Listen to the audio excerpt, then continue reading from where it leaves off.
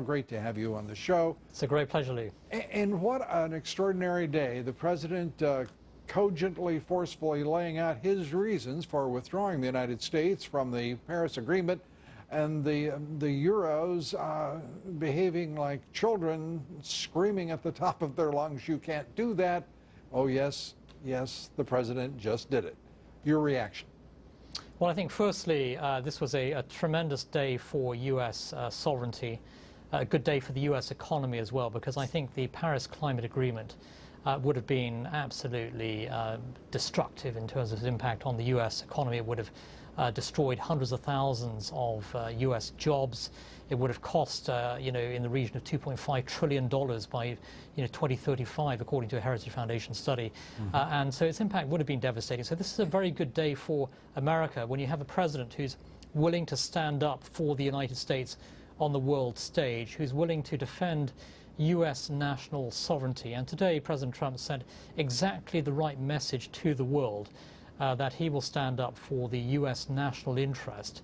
And as you pointed out earlier, no surprise, of course, the howls of condemnation sweeping across the Atlantic from Europe. And you are going to see these howls of condemnation continuing for the next few days, the next few months, probably the next few years as well.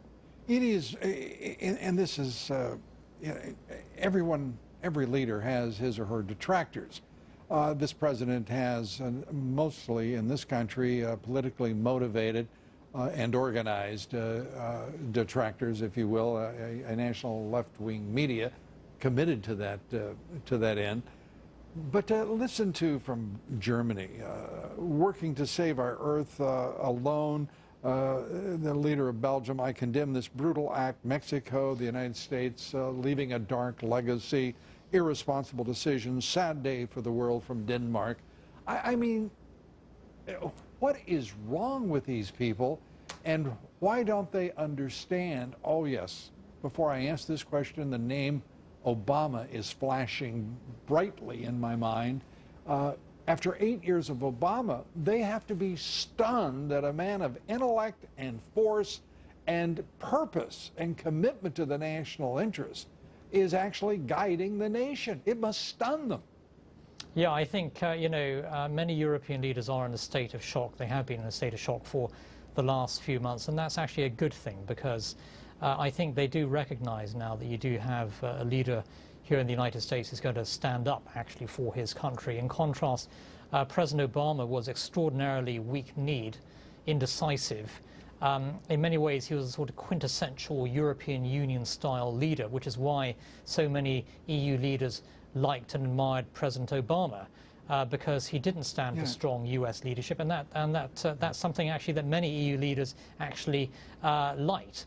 And so, in the case of Donald Trump, somebody who does stand up aggressively, that's going to raise the hackles of leaders in Germany and France. Will hackles be raised? And thank you, President Trump, for doing so.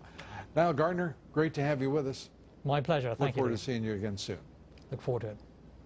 Ambassador John Bolton will be among our guests, and Michelle Malkin joining us tomorrow.